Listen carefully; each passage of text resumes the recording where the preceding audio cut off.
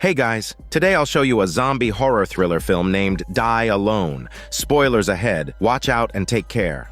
The movie begins with the zombie virus spreading across the globe due to unknown reasons. With the number of infected skyrocketing, governments everywhere issued orders for survivors to shelter in place. Ethan and his girlfriend Emma were still on the run. One rainy night, exhausted from driving, they were in a car accident. When morning came, Ethan woke from unconsciousness, but Emma, who had been in the passenger seat, was nowhere to be found. Ethan's head throbbed and his memory was hazy. The shattered windshield and bloodstains everywhere were clear signs of the accident. Ethan couldn't remember what had happened the night before, nor did he recall that this was a zombie apocalypse. All he could remember was that he had a girlfriend named Emma, and she was sexy. Desperate, Ethan searched everywhere for her, but there wasn't a soul in sight. Just then, a truck approached. Ethan stopped it and asked the gunman inside if he had seen Emma. He also mentioned that he was lost and didn't know where he was. The gunman, suspicious of Ethan, thought he was feigning weakness to launch an attack. Without hesitation, he aimed a gun at Ethan. But as the protagonist, Ethan wasn't about to meet his end so soon.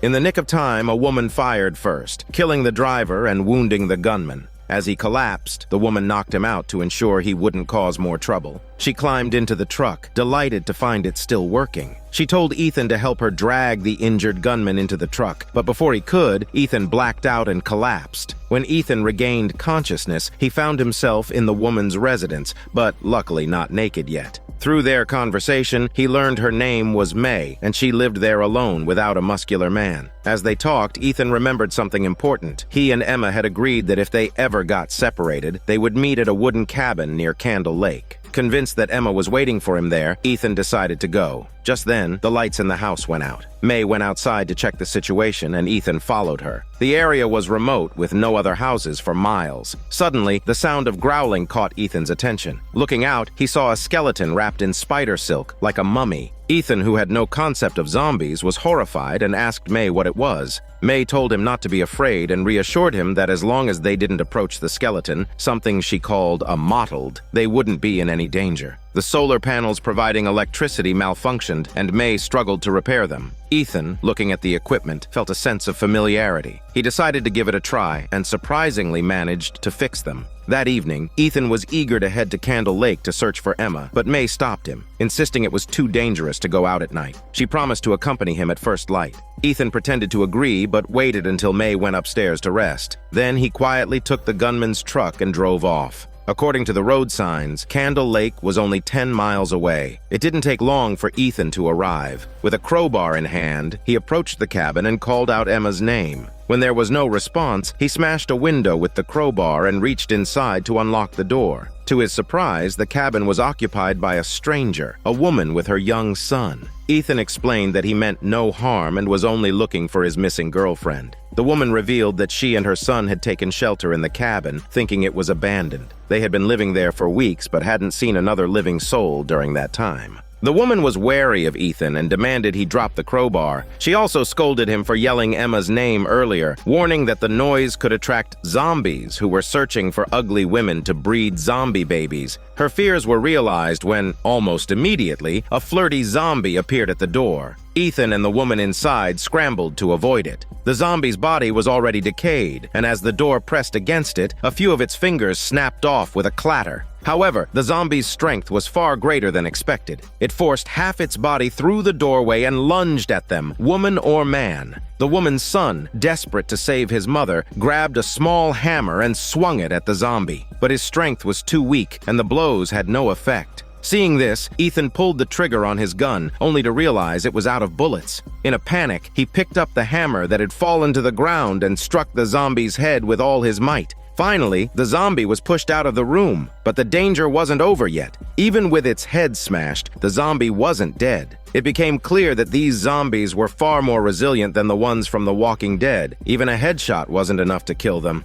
In the nearby forest, there were many more zombies like this, watching the wooden cabin like predators eyeing prey. After witnessing the zombies' resilience, Ethan became even more worried about Emma's safety. If she wasn't at the cabin, where could she be? Remembering May's warning about the dangers of the night, Ethan decided to wait until morning to act. During the long night, the woman, unable to sleep without a man, asked Ethan to share his hormone story. Ethan's memories were fragmented. He recalled that when the outbreak began, the government had declared the zombie virus to be plant-based. Infected humans would grow strange plants in their bodies. Some scholars theorized that this was nature's retaliation against humanity for environmental destruction, a twisted way of purifying the earth. As Ethan spoke, he eventually fell into a deep sleep, snoring like a pig. When he woke up, the cabin door was ajar, and the air was thick with the smell of diabetic blood. Looking at the floor, Ethan was horrified to see fresh bloodstains. Sometime during the night, zombies had broken in. The woman was dead, her cold body lying in a pool of blood. What happened next was even more horrifying. Ethan watched in shock as green sprouts began growing from the woman's waxy ears. Panicked, he bolted out of the cabin and into the woods. There, he saw a female zombie feasting on a fresh corpse. Once the zombie left, Ethan approached and discovered the body was the woman's son.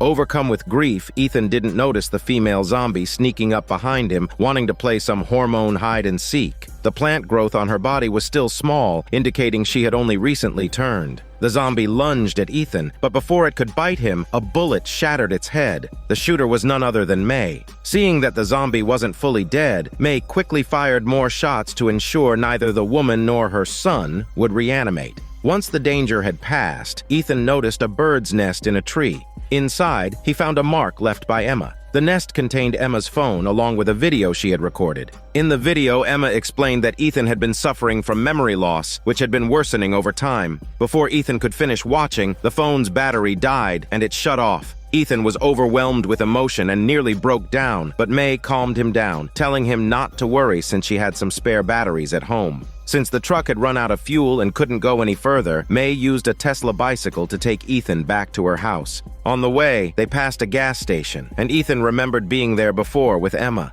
At the time, they had encountered a zombie. While they managed to kill it, Ethan had accidentally been bitten on the hand. When they returned home, just as May was about to unlock the door, she noticed someone nearby. Sure enough, on the other side of the house, there was a long-haired man whose name was Tom. Seeing the house had electricity and a garden, he decided to check it out. After some conversation, May agreed to let Tom stay for a meal, but not without conditions. Tom had to do some physical labor in exchange, like chopping wood. However, Tom wasn't as harmless as he seemed. He excused himself to go to the bathroom, but secretly hid a small handgun on his person. May wasn't easily fooled. She served Tom lemonade and then invited him to lunch. Before the meal, she whispered to Ethan, telling him to lie that he was not hungry and she would cook for him later. Ethan was already so hungry his legs felt weak. He didn't understand why May wanted him to lie, but he obeyed. At the table, Ethan suppressed his hunger and didn't touch any of the food. During the meal, Tom shared that he had been searching for his missing wife who had vanished 10 days ago. The last time he saw her, she had mentioned heading to a house with electricity to look for supplies. That's why Tom had come here.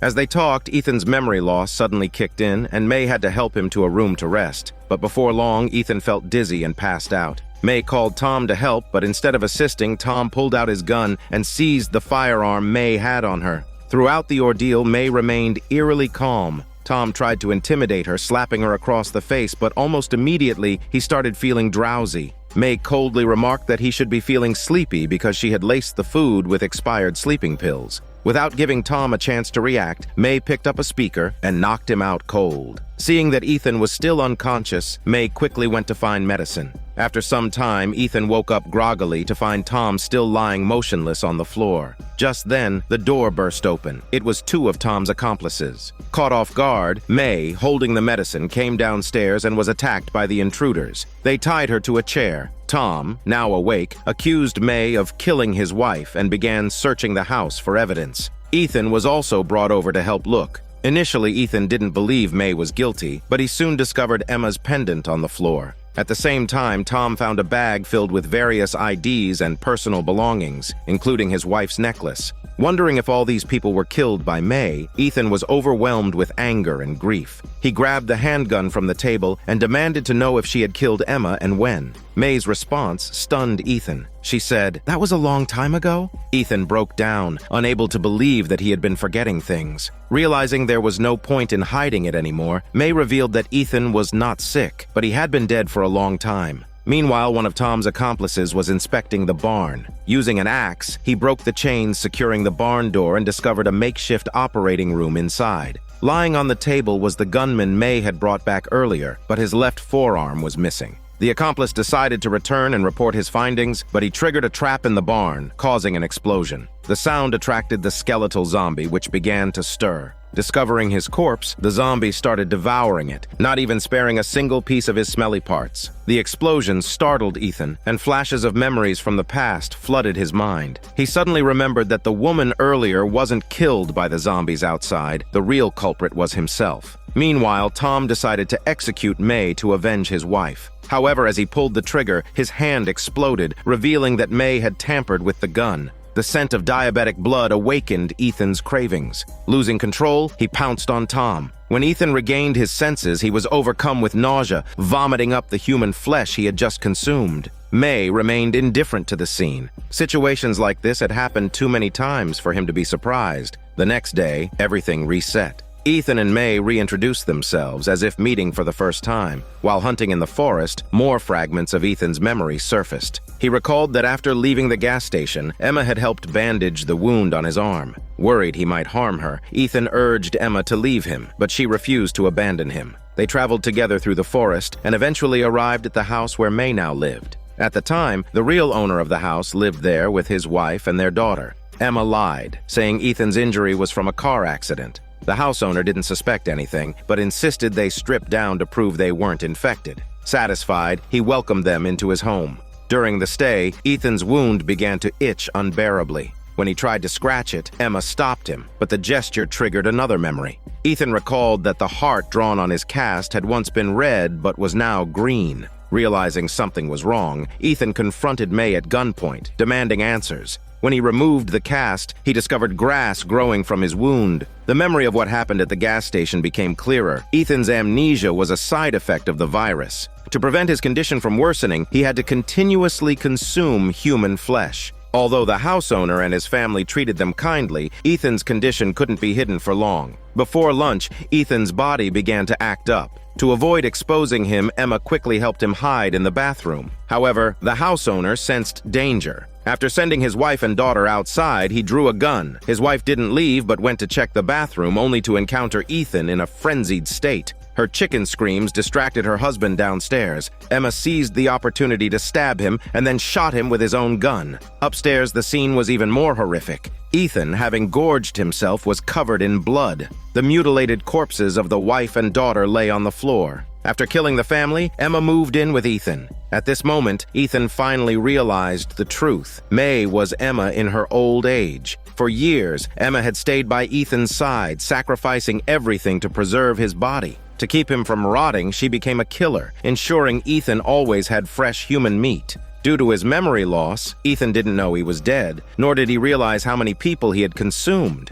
The harsh reality was too much for him to bear. He wanted to die, but even shooting himself in the temple couldn't end his existence. In the final moments of the story, Emma, wanting to fulfill Ethan's desire to die, decided to give up. She bit off Ethan's juicy tongue, allowing him to go berserk and attack her sexy body. Having carried so many burdens in life, perhaps as a zombie, Emma could finally be with Ethan forever. This is Daniel CC Movie Channel. Stay safe and enjoy your day. Hey guys, today I'll show you a zombie horror thriller film named Die Alone. Spoilers ahead, watch out and take care. The movie begins with the zombie virus spreading across the globe due to unknown reasons. With the number of infected skyrocketing, governments everywhere issued orders for survivors to shelter in place.